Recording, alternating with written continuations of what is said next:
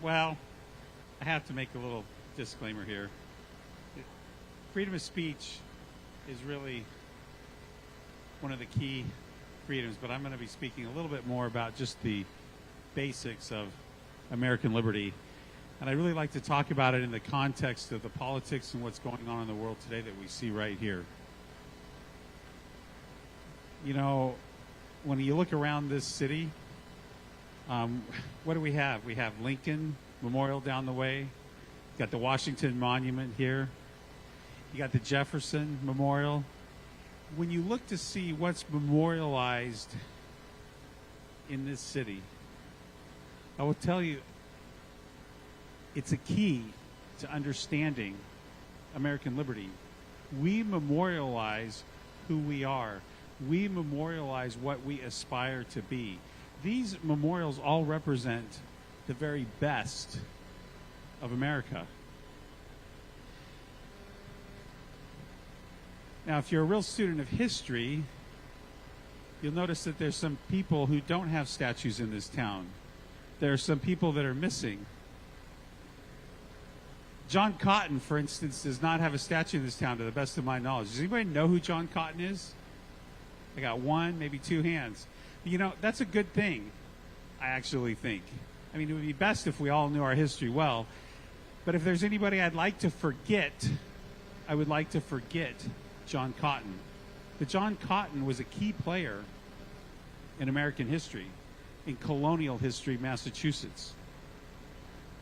I'll get back to him. But other people, well, let me put, who did we remember from Massachusetts besides John Cotton? We remember the governor of Massachusetts, but not John Cotton. And we remember Sam Adams, the great revolutionary. That's who we remember. Well, today we're locked in a contest between the left and the right. We see it in our politics. You're Democrat, you're MAGA crowd, left, right. That's the fight that's going on. What do we have on the left? Let's be honest. It's Marxism. If you don't believe it, just go back to the universities and see what is being taught, see what is in the curriculum, see what they're reading. It's there.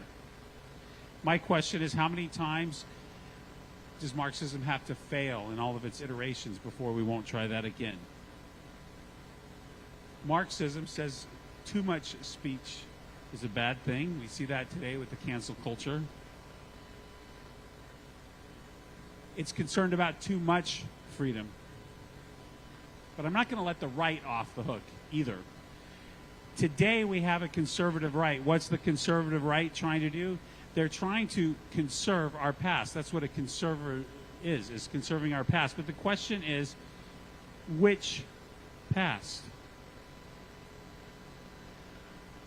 If we listen very carefully, the danger is that within these conservative movements, there's a past that's trying to preserve that is not the past that we see in the monuments around us.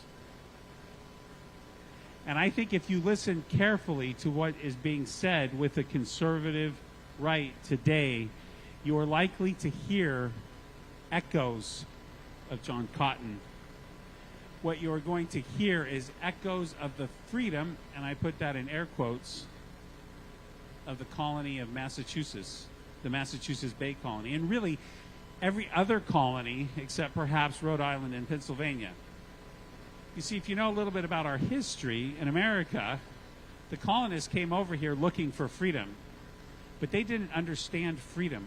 All they were looking for was freedom for themselves, not freedom for everyone. And what they ended up doing was getting into these little groups, and if you were still in the majority, you could have freedom. And so you just had a different majority ruling in that colony. And so really the colonies were no more free than the old Europe was. But you know, and this is something that we as Christians should all take pride in. There was a Puritan preacher who came over, a Puritan pastor from England, and his name was Roger Williams. And Roger Williams, I wish I had all the time in the world, but they give me like 10 minutes. He founds Rhode Island. he creates the first free society in modern history. You can think of one ancient one, but we'll not go there. The first one in modern history, and the only one that any of us know about, where we actually had freedom. And what was that freedom based on? It was all based on one particular freedom from which all the rest emanated from. That's freedom of religion. And what was the freedom that he pressed? Speech. You know, Thomas Jefferson said this about Roger Williams. When I think about this, it just gives me chills. He says, the First Amendment of the United States Constitution is the embodiment of the life work of Roger Williams. Now, we need a statue to him in this town, and we don't have one. Well, maybe we do that I don't know about. But what an amazing thing. And always remember that that came from a Puritan preacher. When people try to make freedom sound like it's something that is atheistic, no. It all came from a Puritan preacher. And if you go to the Jefferson Memorial and see how Jefferson talks about freedom of conscience, he puts it into religious terms. Well, while we're talking about people here in this town, Lincoln. I love Lincoln.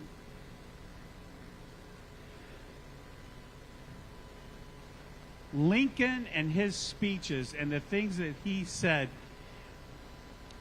really resonated with the Declaration of Independence. Today, there's a tendency to forget the Declaration of Independence and only talk about the Constitution. But Lincoln was constantly referring and thinking of the Declaration of Independence. And specifically, the Declaration of Independence says all men are created equal. There's, the equality thing is obvious, right? But don't forget the created thing. We are created equal. There's a scripture. It says, faith without works is dead. And I would say our country, without faith and its foundation, is dead. And it was on death's doorstep when Lincoln took office. And everyone can tell you that. We knew the Civil War was coming. And this was a death crisis. But I would say that in America, our faith was not dead, and we had works. Why? Because we fought the Civil War to abolish slavery. And that is the work of the American faith, so to speak. Well,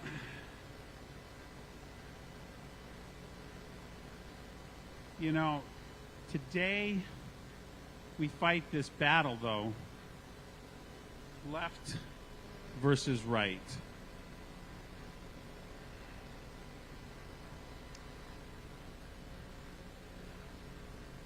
We are coming to another crisis, and we can all feel it. America is not functioning the way she ought to. Coming into this presidential election, one party skipped the primaries. The other party pretty much skipped the primaries. At least the main candidate didn't really show up other than to be on the ballot. And now we're sitting and looking in a panic. Who should be the candidate? This isn't the way the system is supposed to work, and the world watches on in horror. America has become a caricature of herself. Well, it's at times like these that we actually have to know what it means to be American. And it's at times like these that we have to know what it means to be free. And it's at times like these when faith without works is going to lead to death. We have seen our country go through a terrible crisis in the last 3-4 years. And I dare say it hasn't worked out as well as it could have. But these crises will keep coming, perhaps. I don't know. I don't know. So what is the true American freedom? First of all, it says man was created. You know, as Christians, we know man was created in the image of God. We say man was endowed with rights that are both inalienable and alienable. The government, and we can get together and talk about our alienable rights, but we cannot talk about our inalienable rights. They can't be taken away. And the other key thing about our government is that it's based on the consent of the governed. All of these truths were discovered in the Bible. They all came from the Bible. America is, in its finest form, is fully in line with Christianity. But in no way do we want an America of the colonies. We do not want America where John Cotton rules the day. And who was John Cotton? John Cotton was the leading pastor in Massachusetts that tried to execute Roger Williams. John Cotton is the man who preached and wrote sermons and tracts against religious liberty. And he almost won the day. But we don't need that in America.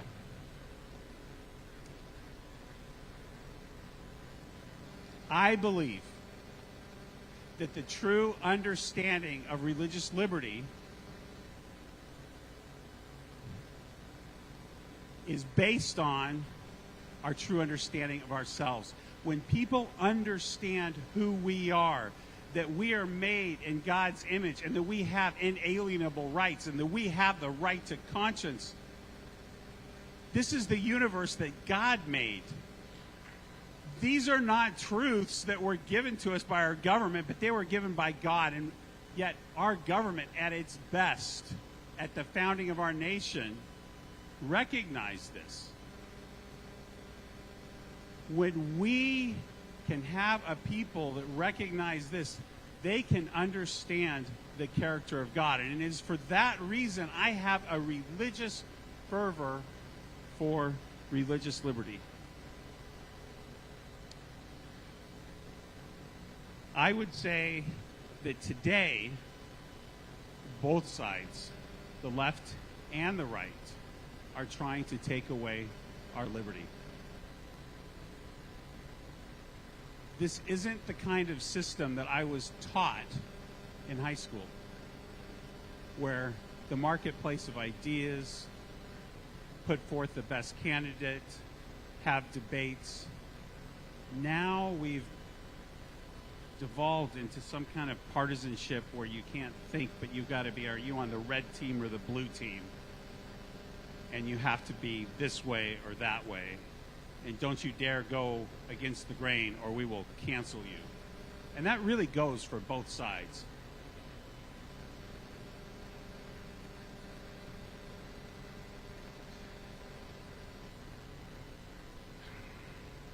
Jesus Christ came to set men free. He came not to destroy, but to save. America, at her best, reflects that. I would say any form of bigotry is unchristlike. You know, what would a true democratic society look like? Lincoln worried about that. And he said something that I think is very important. And if you want to judge the health of the democracy, the community, the culture that you're living in, listen to these words.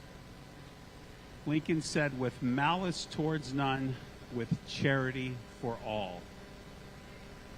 For our system of government to work, we have to quit listening to the people that would have us hate each other and divide each other. We must be able to come together with malice towards none. We must be able to discuss our problems. And then we must be able to come to a conclusion and set it aside and keep going on with charity for all. Lincoln said this as he's talking in the Gettysburg Address. He says that we highly resolve that these dead shall not have died in vain, that this nation under God shall have a new birth in freedom. I say to our leaders, but even more importantly to all of us, don't let those that went before us have died in vain. Now, it's hard to say how this all works out. We know ultimately nothing is solved until Christ's return. But in this fight, we can earn the goodwill of our neighbors. And we must share the author of true liberty, which is Jesus Christ.